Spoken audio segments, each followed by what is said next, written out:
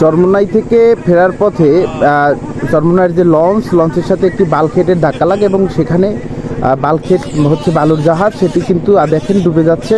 তো আমরা এই সম্পূর্ণ ভিডিওতে দেখব যে কীভাবে আসলে ধাক্কা লাগলো, কার দোষ এবং কিসের কারণে ধাক্কা লাগলো এবং কীভাবে বাল্কহেডটি ডুবে গেল। অবশ্যই ধৈর্য ধরে ভিডিওটি দেখতে থাকুন।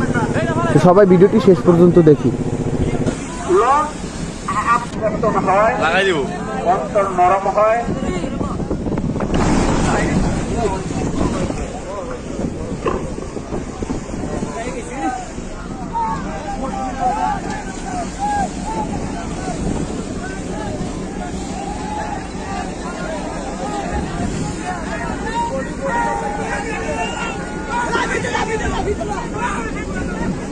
সম্মানিত মুজাহিদ ভাই, জায়গায় বসে যান, কেউ লড়াচড়া করবেন না, কেউ দাঁড়ায় থাকবেন না ভাই, বসে যান বসে যান ভাই, জায়গায় বসতে হবে, বুঝেন না কেন? যার যার জায়গার মধ্যে বসে যান। ঢুকবো তো ভাই বলছি জায়গায় বসে যান। ঢুকতো না, ডুবে যাবো গা, ডুবে যাবো গা, ডুবে যাবো। ভাই লঞ্চ কিন্তু কাজ হয়ে যাবে, জায়গায় কথা বুঝেন। একসাথে নামাজ পড়ি না কেন?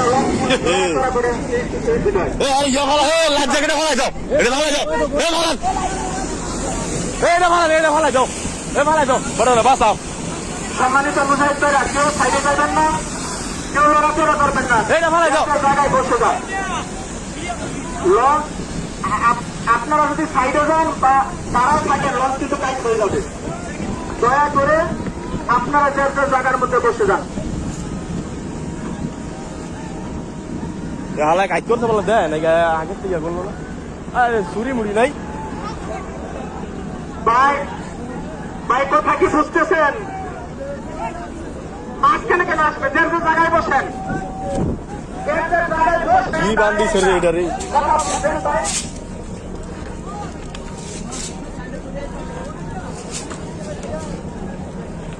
হালা ও বেড়া না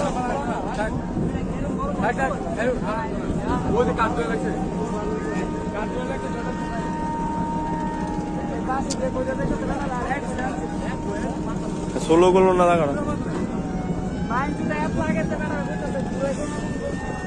আরে বিজ্ঞা জায়গা ছিল আর অবস্থা মন টাইট।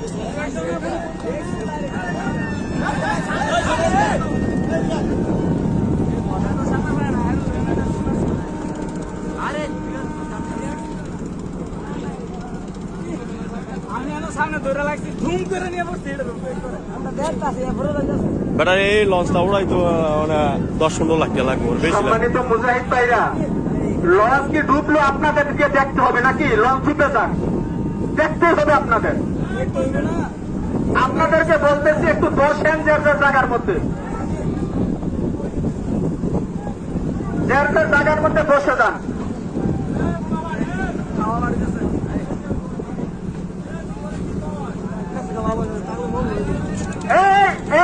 ভাই মাঝখানে কেন বলতেছে আসার জন্য? মাঝখানে আসার জন্য কাউকে বলা হয় নাই, যার যার জায়গায় বসে যান। হালাই দেখে ইয়া করবো না,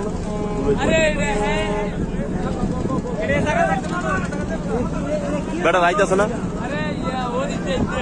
ভালো